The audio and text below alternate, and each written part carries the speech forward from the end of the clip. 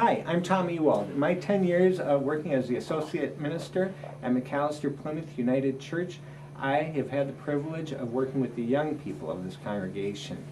I'm privileged today to introduce three of them to you via video. All three have gone on to live lives of service, and they will introduce the projects that they have been involved with themselves. What I find interesting in these videos is that they reflect some of the credit for who they've become back onto the congregation, and the congregation's support of them as young folk, and also for the mission trips that they undertook while they were in high school.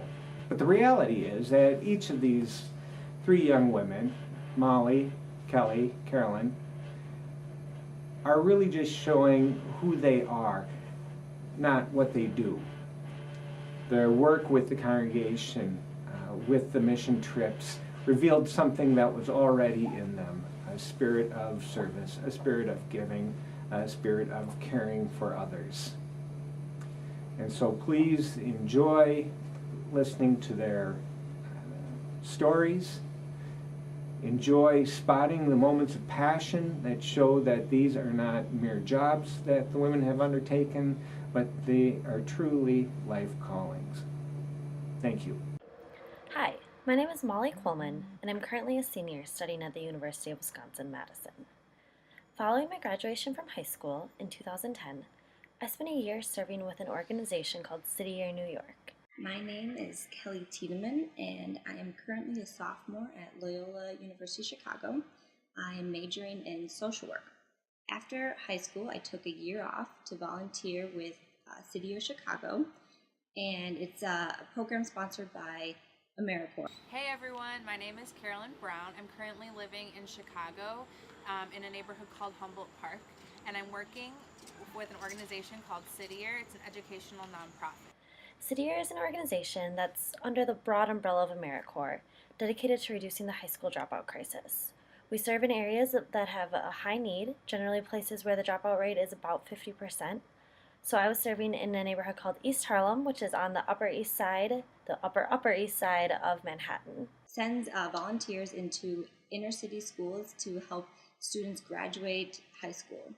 And City Year Chicago works with 6th through 9th grade, and I personally was working in a 6th grade math class on the south side of Chicago in the Marquette School of Excellence, so Chicago Lawn neighborhood.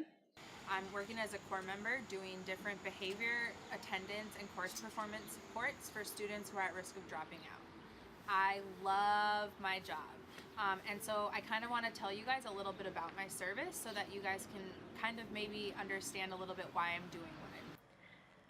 While I was serving with City Year, it's hard to say what was the most inspiring thing, but what really kept me going was the little moments that I had, maybe not every day, but on a regular basis with my students. It was the student coming to me and saying, Miss Molly, I hit a home run at recess, or I did really well on my math test, or just coming to talk to me about their day and to tell me about their families and their friends. Because with City Year, really what our goal is to remind each student that we care about them and we care about their success. While working with City Year, I was able to interact with students and families who lived in almost a different world than myself. I was shocked at how old some of the students were, just because they couldn't pass 6th grade math, they couldn't get into 7th grade. I got the privilege to work with amazing students. One girl in particular I remember was struggling with fractions. It was doing a fraction unit, and she was really trying to pass math. This was her second time in 6th grade math, and so when it came to the fraction unit, she was just frustrated and kind of already came in with, I can't do this attitude. And so I decided to take her aside, and we started working one-on-one with fractions. We used different math tools and stuff, but just the individual attention that she got really seemed to motivate her to try hard and work. And so after about a week, she finally it started clicking in her head, and she was actually really excited that she could learn fractions and understand them. And she actually asked me for extra practice problems. I was so proud of her determination and hard work that, at the end of my service year, she wrote me a thank you note saying she was excited to start seventh grade math and she will miss spending time with me and working on fractions. Missing fractions is not something I thought I would ever hear a student say, but the joy it brought me and the excitement that we shared over fractions is one reason why I continue to serve others and a reason I decided to go into school social work to continue helping students and families live a better life. So I have a particular student I want to talk to you about. So at the beginning of the year, her behavior was terrible. She was in the hallway more often than she was not. She was not learning. She was getting sent out for different behavior altercations, things like throwing pencils, swearing, screaming at others, trying to pick fights with others, stuff like that. She had found out early on that if she had negative behavior, she would get sent out of the classroom, have to be redirected, and just being out of the classroom was an opportunity where she wouldn't have to be around people she didn't know, so she could be alone.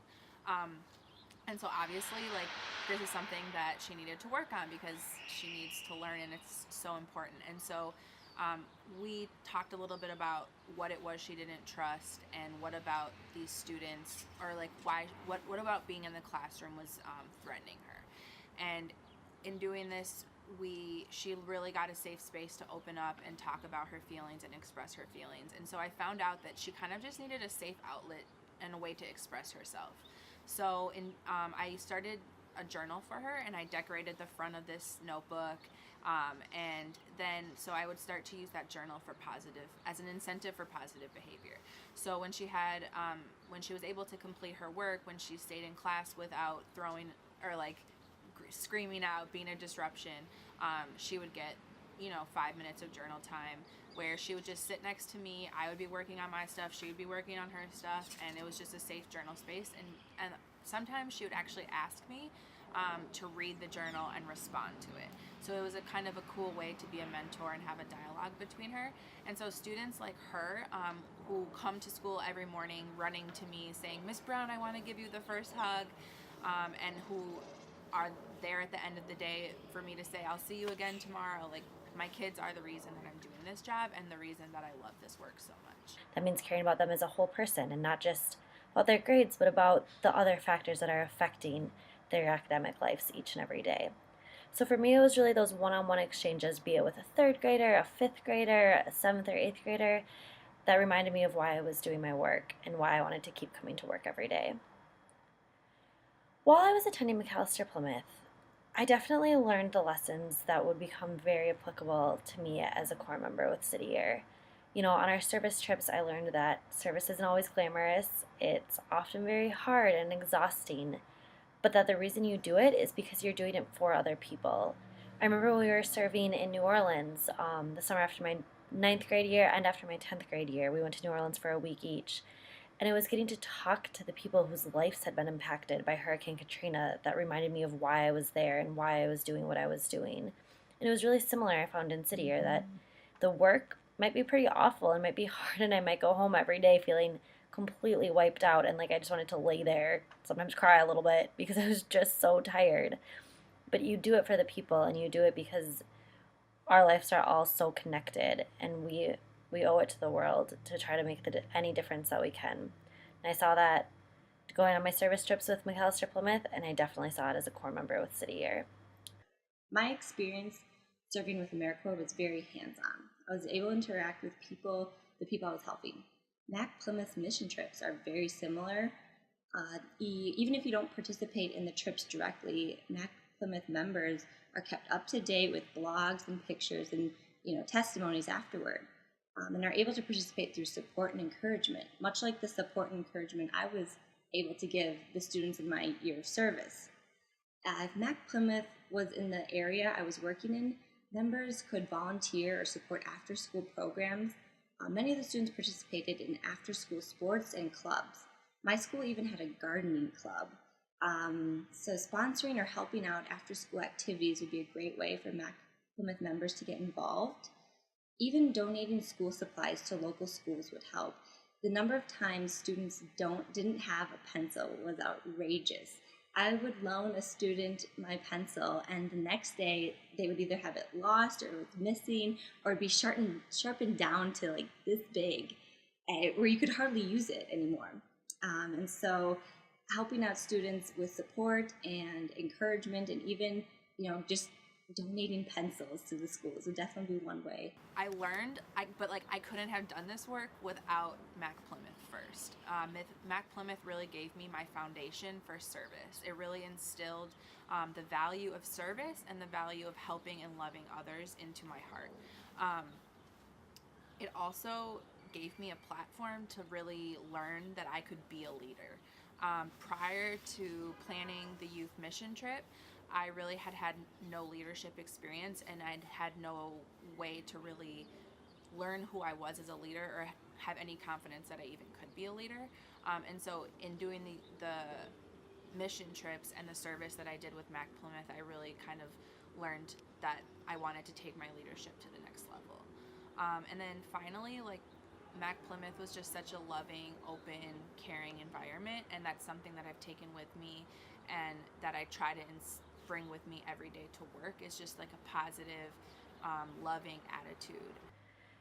In terms of the roles that I think a church can play in a service year, what I really saw while I was serving is that it is exhausting, and people are lonely and they're tired, and they're in need of really any help that they can get, be it a friendly place to go on a Sunday morning, a home-cooked meal from a local church member, a ride from the airport, because people are generally moving to areas to serve often that they haven't been to before, where they don't have a big support network.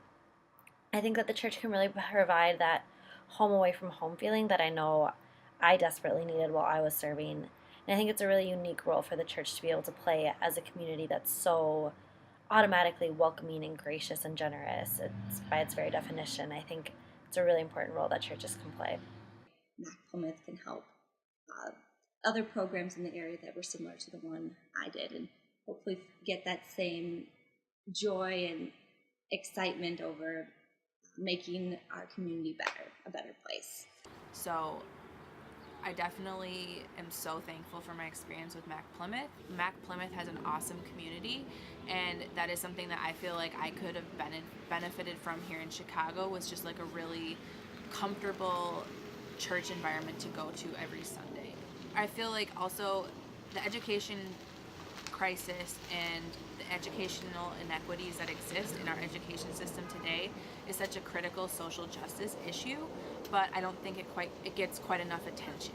And so I think a good thing that Mac Plymouth or other churches could do is really just raise awareness to this issue, as well as raise awareness of organizations who are trying to fight this issue and who they could support through donations or monetary funds or whatever the support looks like. Caroline, Kelly, and Molly are just 3 of the youth that have come through this congregation and gone on to do amazing things with their life.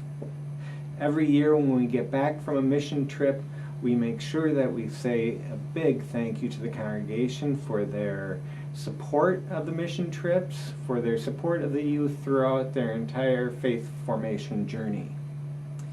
And we continue to say thanks to this congregation for the other stories that are not yet shared on this site, but hopefully will be one day, and the stories that are yet to be written. Thank you.